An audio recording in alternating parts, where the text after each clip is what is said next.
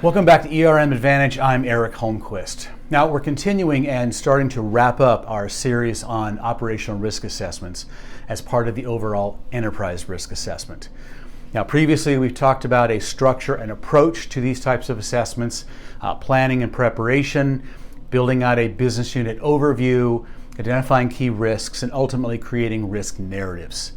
In this video, we're going to now turn to the rating side and using all the information we've gathered so far, come to some conclusions about risk ratings and some related information. Now, we've been building on a lot of information, but now the magic really starts to happen as it all comes together. Now, I want to reiterate again, up until now, the forms and templates that I've been using are fairly easily recreatable Word documents. But in this video, we're going to start to utilize the rating matrix, which has some interesting functionality to it. So I want to reiterate, I am offering, again, for a limited period of time, for anybody that asks, a free copy of these templates, at least through year end, as a thank you for the early adopters of this channel. So again, all you have to do is just email me at ermadvantage@gmail.com, and I'll be happy to send you a copy of the templates we're going to be using. All right, we've got a lot to cover today, so let's get into it.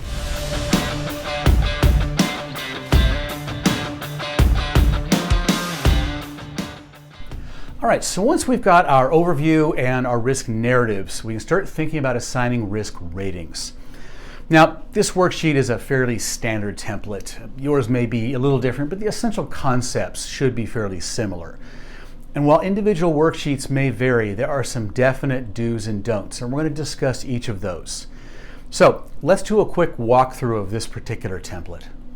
In this template, we've got space for the names of the process and risks. We've got a section around inherent risk. Now, this particular template uses a combination of impact and likelihood, and we'll discuss that. This uses both a rating, a high, medium, low, as well as a score, both having value, and we'll talk about why. The template uses a 5-point set of selections for each of the drop-downs, and the overall score is calculated to a 100-point scale. Again, this just makes sense to people. Our ranges for the 5 levels are shown as follows, but again, that is entirely user-defined as to where each range begins and ends. Now, the words just make sense to people because they're easy to understand, high, medium, low, but the score is valuable because it can distinguish between risks in a given band, like moderate. I could have a moderate that is a score of 26 and one's a score of 42. Both would be moderate, but they're at the very different ends of that band. So that's why that can be useful as well. This also becomes clear when we get to reporting. Once again, there's no right and wrong, and you can configure your scales however you want. But I find this structure works very well and helps us identify the relative higher risks. Obviously, there's a section around identifying risk treatment strength, ultimately calculated residual risk scores, and then additionally risk trend, treatment types, and finally risk types, all of which we'll talk about. Now, there are some other tabs in this workbook that some we'll discuss later and some we won't, but we will describe what each one is for. So we obviously start by carrying over the names of our processes and risk names. Note that since we dropped risk levels, we simply have one risk. Keeps it simple, understandable to the business. Now, we obviously have to start with establishing an inherent risk rating. And for that, we're going to be referring back to the narrative details that we put together in the last video, starting with inherent risk, which should include some information about risk scenario, the what could go wrong, its potential impact, the what could it mean, and some thought on risk sources or how could it happen. Okay, so let's talk about inherent likelihood. As I said, in this sheet, we do distinguish between inherent likelihood and impact. Now, many would argue, and I can hear you groaning, the idea of inherent likelihood is sort of ridiculous. You know what? You wouldn't necessarily be wrong. And there's really nothing wrong with just combining the two together into one overall inherent risk score, which in theory would capture both likelihood and impact. That's fine. However, as we're going to see, there's actually a number of reasons why it is advantageous to capture both. At minimum, part of the reason that we have to establish inherent risk rating at all is to provide some context as to the level of risk treatment that should be in place, proportionate to the potential impact. And given that any individual treatment element may be focused more on either preventing an event, reducing likelihood, or reducing the potential impact, there is some merit to considering each separately. But if you go back to our last video where I talked about different ways to sort of frame inherent risk, these same concepts can be applied, just expanded to the idea of inherent likelihood and inherent impact in a way that will sort of make sense to the business. Then, to assist in establishing a rating around likelihood and impact, we have to provide people with some approximate definition of different levels. So let's look at some examples of how these might be defined. Now, when it comes to inherent likelihood, what I tell people is do not spend a lot of time on this. If this is truly a key risk, then the likelihood of the process failing, again, assuming no mitigating treatments, is only ever going to be one of possible, likely, or inevitable. It's as simple as that. If it's unlikely, then this really isn't a key risk. Now, we could spend a lot of time building out complex probability models, but honestly, for the purpose of this exercise, they're generally going to be no more accurate than just an instinctual and informed estimate. Let's consider some examples. Again, prior to putting risk mitigants in place, what's the likelihood of, say, failing to validate a customer before providing information? That's possible, but if it's a routine process, then it's only possible that that could go wrong. Versus, say, missing a key step in the loan closing process. It's likely, it likely would happen at some point, versus, say, failing to comply with a very strict regulatory requirement, particularly if you had no training. It's inevitable. It was going to happen. So again, we didn't need a lot of complex models to sort of distinguish between those types of scenarios. So we can simply use our instincts and experience to estimate the possibilities of each case. This isn't where we want to be spending a lot of our time. So what we're going to do is just refer back to the narratives that we built and always basing our ratings on the information that we already documented. At minimum, look at the sources section, which will give us some insight based on the most likely source of a failure.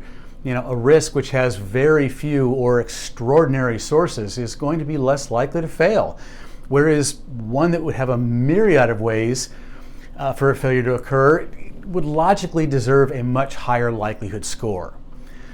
The other parts of the inherent risk description may also give us some insights into the likelihood of an event, such as where the process involves many people, steps, technologies, third parties, etc. And once we've sort of reminded ourselves on what are the potential sources of this risk, we can also look at our ratings definition sheet. Again, look at these and look at some of these sort of descriptions and sort of figure out, which one of these do we think most accurately characterizes the likelihood of this event happening. Again, you should be able to instinctually sort of figure out, based on the individual risk, where it likely falls.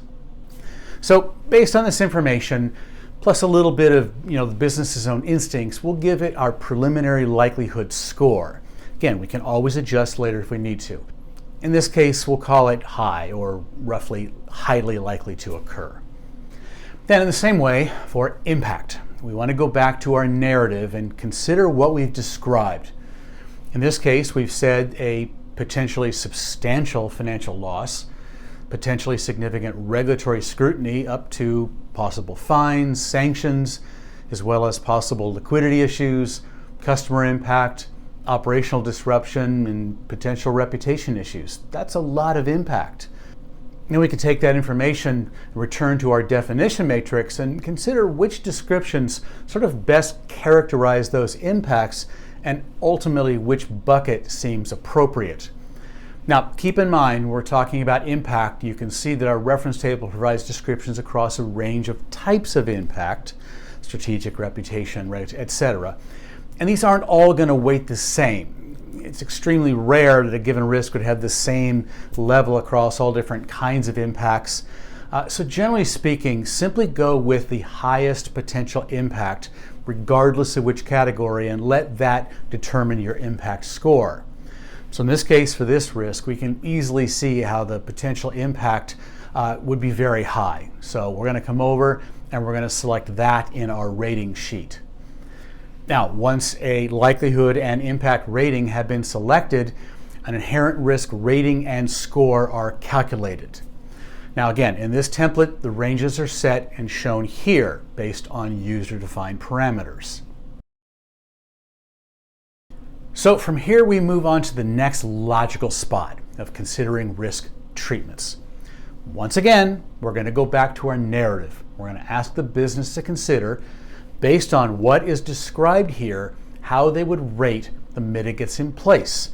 And again, it may be worth kind of us scrolling down and thinking about each one, because each one is going to have different levels of mitigation ability to sort of get an overall picture on overall mitigation strength. Now, in most cases, the answer will be just satisfactory, and for most risks, that's just fine. That becomes our starting point. From there, we can simply consider whether there's an abundant combination of various mitigants that would allow us to go up to a strong rating, or perhaps whether there were areas that actually needed some improvement, which might merit a needs improvement or worse. I've seen very, very rare instances where either weak was selected, and honestly, this really is typically only the case when we're talking about like new products or service and new business, where a full suite of risk mitigants haven't been put in place yet, but we'll come to that again later.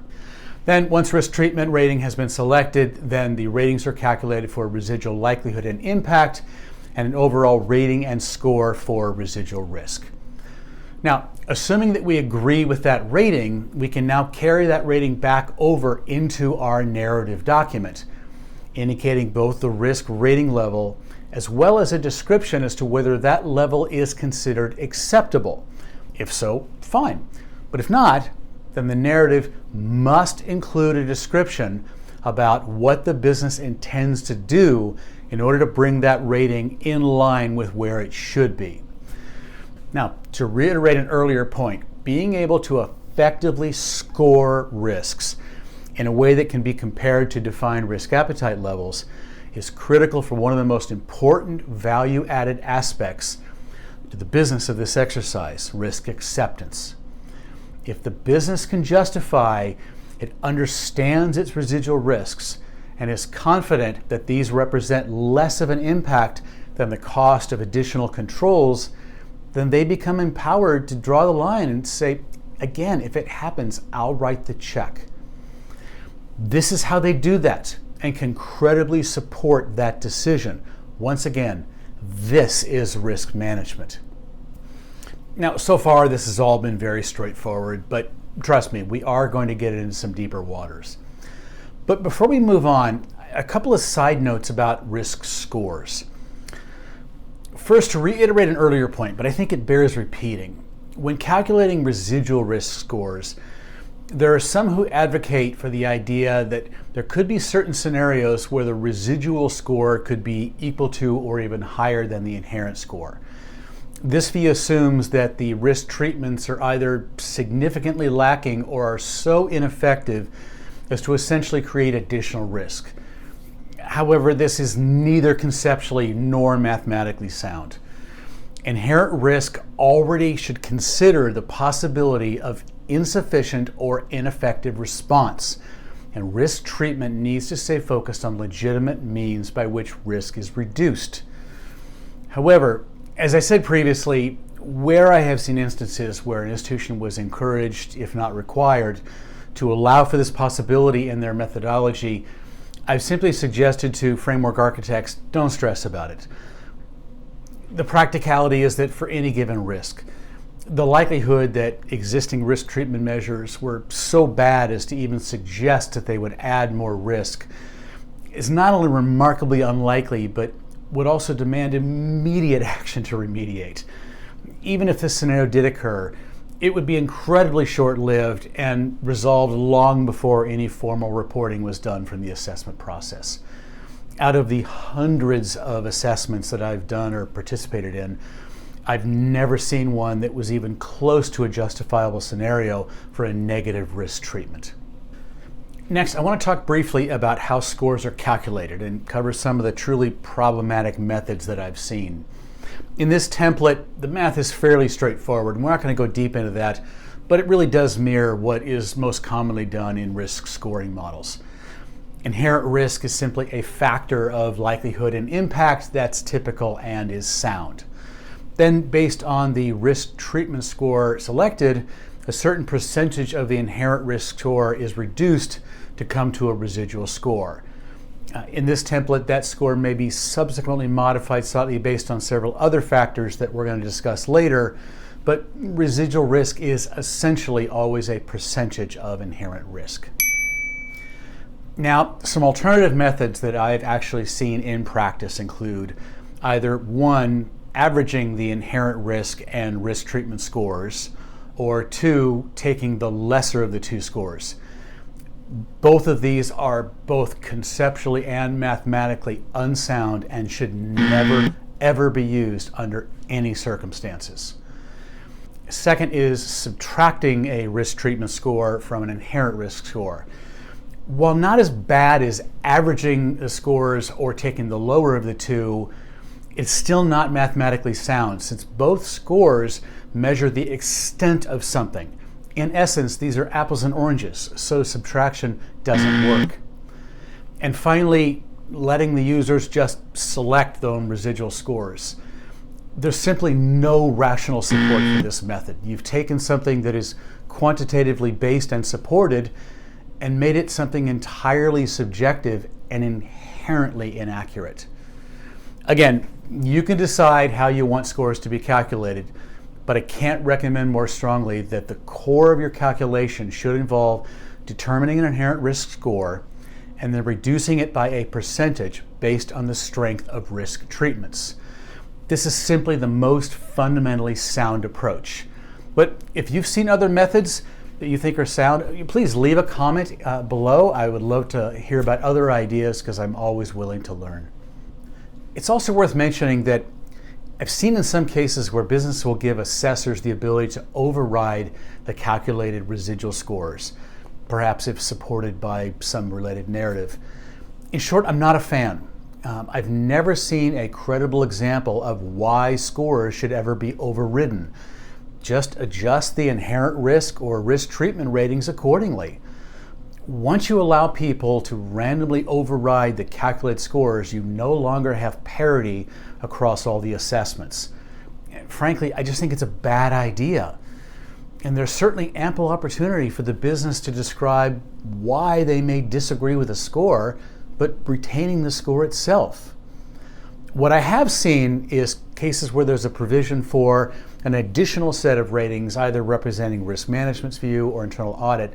That's fine, as this is simply their perspective, which may differ from management's. Obviously, in any cases where there is a disagreement, it should be accompanied by a narrative as to why they disagree or see the risk differently.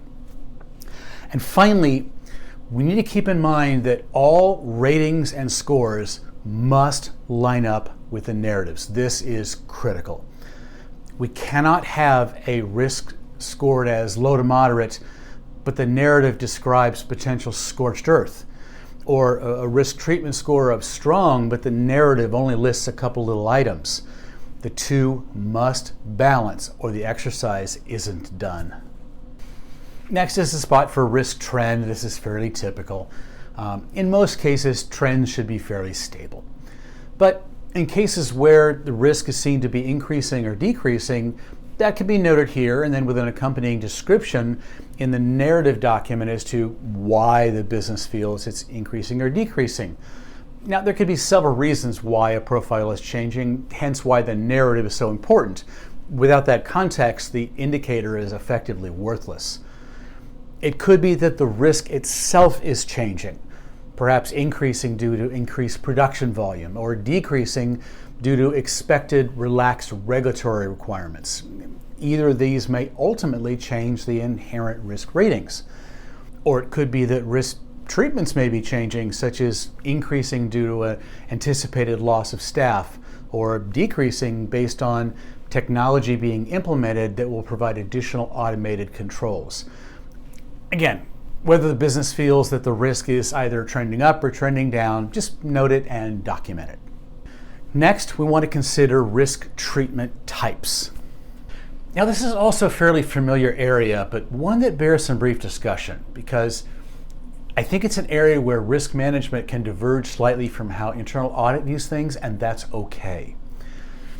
This section is largely nomenclature, but it's a structure that I have found to be intuitive in the business units and really does help think through risk treatments a bit better.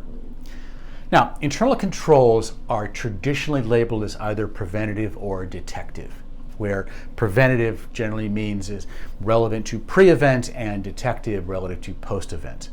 This follows a fairly standard audit approach. But for the purposes of effective risk assessments, this framework can be enhanced, and I'll explain why. To reiterate, when we think about risk treatments, we have to consider all the related mitigants, not just internal controls. Just because something isn't quantifiably measurable doesn't mean it won't help mitigate risk. Perhaps the best example of this is experience. Now, I generally prefer to look at detective a little differently than how internal audit defines it, which is typically the ability to detect if an event has taken place. To me, this is too narrow, and it misses an opportunity to fine-tune our understanding of mitigants. I've actually found it productive to consider detective as a close proximity to the event, but preceding it as well. In other words, if there are elements that may send up a signal that something isn't right and should be addressed, to me that's detective. In other words, help to detect that something could be going wrong or has just gone wrong. A perfect example of this is the smoke alarm. It could be telling you there's fire. It could also just be telling you there's smoke. We'll explore this concept in much greater detail when we talk about metrics. Another example might be an indication of a sudden uptick in failed network login attempts. It may be something, it may not be something. In addition, given our slightly retooled use of detective, then it also makes sense to expand our terminology to include not just preventative and detective, but recovery as well.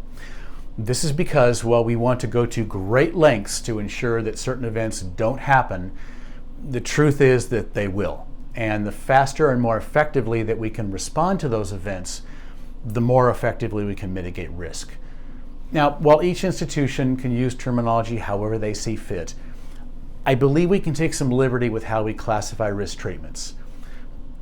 So just to formalize this a bit, in risk assessments that I have conducted, I have found the following structure to be very effective when evaluating the types of risk treatments that are in place.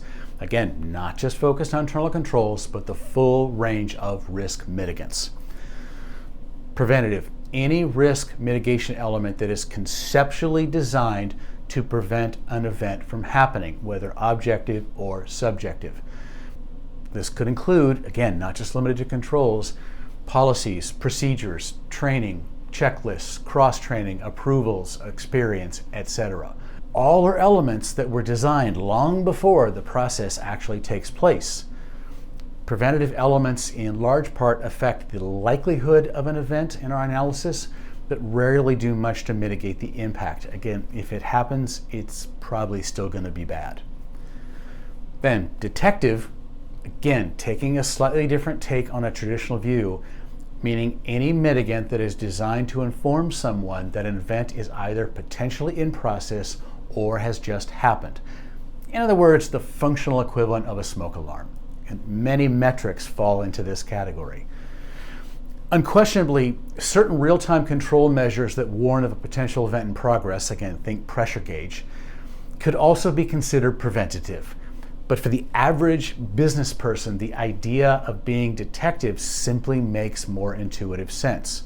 In fact, to further make this point of using the pressure gauge as an example, if no one's watching the gauge, it would actually do nothing to prevent an event from happening. And detective mitigants can conceivably help to mitigate either event likelihood or impact. Then recovery. Once an event has happened, then the focus is no longer prevention, but damage control. For certain key events, the amount of planning and preparation that has gone into being able to respond quickly and effectively can have a huge influence on ultimate impact. Events such as data breaches, massive system failures, physical threats can have a dramatically different outcome based on the ability to react and respond quickly. So, returning to our working example, we want to give some thought as to how the risk treatments in place split between the three distinctions of preventative, detective, and recovery based on our definitions that we've given.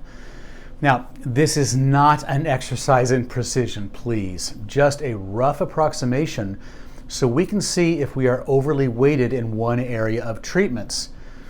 As a general rule, often mitigants tend to be too heavily weighted around preventative, with perhaps some consideration for detective, and at times very little consideration around recovery elements. So to think about our risk treatment types, once again, we return to our narrative as our source of information. We look at the combination of treatments we've captured previously, and we can see that some of these are clearly preventative, designed with the intention of helping to protect an event from happening. Examples include policies and procedures, job descriptions, defined authority levels, required approvals, etc. Again, elements designed long before the process takes place. Clearly, there are detective elements, production reports, callback procedures with customers before releasing a wire, etc. And certainly recovery elements such as wire recall procedures, insurance, etc. Now, obviously not all of these are weighted equally. And if you're feeling particularly ambitious, there's certainly nothing stopping you from adding weighting factors to each of these. In fact, that can actually be a fairly valuable part of the analysis. But for our purposes, just an approximation is fine for right now. Just generalizing from this list, I would estimate that about 70% are preventative, about 20% are detective, and roughly 10% are recovery. So let's drop that into our worksheet. Again, we don't need to be exact, and we can always adjust these later as we further analyze these various treatment methods. Now, there are several things you'll note as we're entering in these percentages. First, once a number is entered, the template will show a colored background, and that will stay until the total equals 100%. This is just to help visually ensure that the totals do add up to 100 for each of our groups. Second, you may notice that the residual risk scores may adjust slightly. And this is one of the elements of this matrix that I really like. This is because of the way residual risk calculations work is that they weight the mitigation scores based on the type of mitigants. Again, preventative measures almost exclusively impact likelihood. Recovery can only affect impact, and detective will be some combination of both. So the way the calculation works here for residual risk is it will weight risk treatment a little bit one way or the other depending on the percentage of preventative, detective, and recovery controls. Now, I'm not getting into the details of the math, and you can design your own calculation scores any way you want, but this has proven pretty sound and reliable for quite a few years. Again, the key here is not to obsess whether one category is 62% or 65%. It's simply to ask yourself, given the nature and scope of the risk, do we feel that we have a right balance of mitigation types? The fact is that it happens where organizations find out too late that they were wholly unprepared to respond to an event, because honestly, people don't want to admit and consider that bad things can and do happen. But forewarned is forearmed, and knowledge is power. Now, we finally get to make up for my long-running diatribe about how risk types are misused, and for me to finally make good on my promise to eventually utilize them in our framework in a way that is useful, and we are here now. As described earlier, we have up until this point largely ignored individual risk types, staying focused on simply what is the core process and the impact of plausible alternative outcomes. This has kept the discussion almost exclusively in the language of the business, and it avoided any useless discussions around what unique type of risk a scenario presents. But now that we have our foundation of the event scenario and its potential impact to the business, we can freely return to our taxonomy of risk types, but as lenses in which to view the risk rather than as classifications. In other words, if we now view the event through the various risk type lenses, we can gain a better understanding of its true scope and impact. Would this event represent a credit risk, a operational risk, business disruption, a regulatory compliance impact, a reputation impact, etc.? So we just want to work with the business and sort of look through these lenses, the different risk types, and think about, how relevant are they to this particular risk scenario? And you might even have to go back to how we define those risks if some of them are unclear. But ultimately, we want to capture this by assigning a rating, again, on a simple 1 to 5 scale, of the relevant risk types within our risk taxonomy.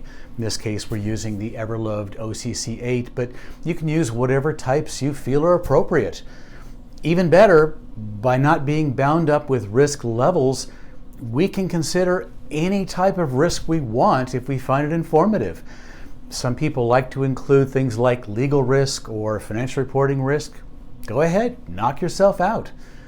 Now, coming to these ratings can be simply subjective estimations based on how we've characterized the risks in our narrative, or combined with how we've defined our inherent risk levels in our definition sheets. Or you could build out separate scoring analysis. It's really up to you. The beautiful thing about this is that at minimum, we have a baseline framework to start with. You can build as much complexity underneath it as you want as your model continues to mature and grow. Now, I generally find that just a general estimation based on the business unit's understanding of the risk is perfectly suitable for a baseline analysis, one that can be further scrutinized later. In this worksheet, we only enter an inherent score by risk types that are relevant. The residual values are automatically calculated based on the risk treatment rating entered. However, in this case, the residual values can be overridden because there may be legitimate times when risk treatments may mitigate certain types of risk more than others. So the users do need the flexibility to adjust by type. Now, I know that sounds inconsistent with what I said about overriding the residual risk scores, but the alternative would require that we document every mitigant individually, and that just generally is beyond the scope of this assessment. And for bonus points, where a given risk scores high for a certain risk type or types, you could also add some narrative in the detail sheet describing why this risk scenario presents a certain type of risk. But by considering these different risk types to a given risk, we often discover some risks may seem less consequential at face value, but in the aggregate actually represent a significant risk once you start compounding the different kinds of risk that represents, which are different factors of its potential impact. Also, and this is important, by assigning a value by each risk type, we allow for input from various subject matter experts, those who are qualified to weigh in across those various types of risk. So once we've completed all of our data fields, as we look at our assessment matrix, what we see horizontally is we have a clear analysis of process failure, having taken into consideration every facet. Then we can look vertically within, say, a given risk type, even sorting for the highest risks within that given category. We will come to some conclusions by risk types, and in a way that doesn't force us to segregate risks into one type. But this gives us a much more accurate analysis across all the types because individual risks haven't been forced into one bucket. Rather, we're free to consider the entire spectrum for every risk we have. And as stated earlier, this template does have a number of other sub-tabs that I've used on occasion, including one associated with assessing individual controls and one that breaks down compliance risks into more detail, either by regulatory theme or all the way down to individual regulations. In the latter case, while out of scope for this discussion and generally for the operational risk assessment, this would allow compliance to build on the data and then build out their compliance risk assessment if they so chose to. Now, we don't have time to go through all these additional tabs, but I simply wanted to point out that these are very logical next level elements building on the information that we already have here At minimum, this should help you through thinking about how you might structure a GRC solution so you have the ability to go down to these next levels. So once we've completed all the sections and we feel comfortable with the ratings and scores assigned for each of the key risks, we simply need to carry that information back over to the overview sheet, which we said we would return to tie it all together. Within each related process section, we have a line for each key risk. All it's left to do is add in the risk ratings and the trend indicator. And to round out the exercise, there needs to be a conclusion overall, and this part is really important.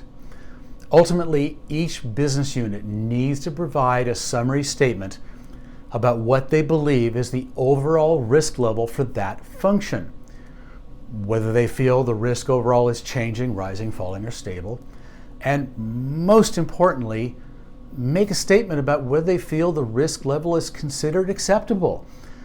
As with each individual risk, if it is, no problem, we're done. If not, there needs to be some description about what the business intends to do about it. This should align with any takeaway action items that were identified as part of the assessment process. But too many times I've seen assessments that had all the ratings and the charts, but never actually came to any actual conclusion about whether risk level is okay. But in the end, that's the whole point of the exercise, both at an individual risk level and overall. So, to wrap up the template side of this series, let's recap what we have as part of our operational risk assessment. We have the overview document, which lays out a general description of the business unit, key objectives, plan changes, and a perspective on risk tolerance, along with the associated core processes, expected outcomes, key risks, and now risk ratings. The detail sheet lays out by risk the implementations of the risks, how it's treated, the conclusions about residual risk levels, and any action items identified which supports transparency and openness to change. Then we have the associated rating sheet providing for a quantitative set of ratings, which primarily serves as the ability to rank risks and determine whether any really remain outside of acceptable ranges. It also helps us to think about risk treatment levels, treatment types, and risks stratified across the various risk buckets. Now, the overview sheets are excellent to combine together as a packet for senior management. It gives them an opportunity to see how each area describes themselves, how things get done, and their views on their risk profile. This allows for further input, challenge, or simply just awareness. The detail sheet and the matrix serve as work papers to provide to auditors, regulators, or anybody else that wants to understand the details behind the assessment. Again, these are just the templates I use, and I was really focused on the concepts of the information. There's an almost infinite number of ways to structure this type of an assessment. But what I've tried to focus on is the basic concepts of each area and the data points, what we're trying to gather and why. But as you can see, everything throughout these documents all relates together and collectively tells a story about what happens in each business unit and helps to provide them awareness about risk levels in a way that helps them decide if the risk levels are acceptable or not. Are we being sufficiently compensated for the risk we're taking, or are we overspending on controls that simply aren't necessary when we can accept the risk? Once again, this gives us a great place to stop. We've covered an awful lot. In the next and final video of this series, we're going to be looking at how we aggregate this information and develop a series of tables and graphs and reports. As always, feel free to leave a comment on other thoughts you have on techniques for effectively assessing operational risks. And please, as always, just take a second, hit that like button, and if you haven't, please hit the subscribe button for the channel, as it really does help out the channel. Thank you very much.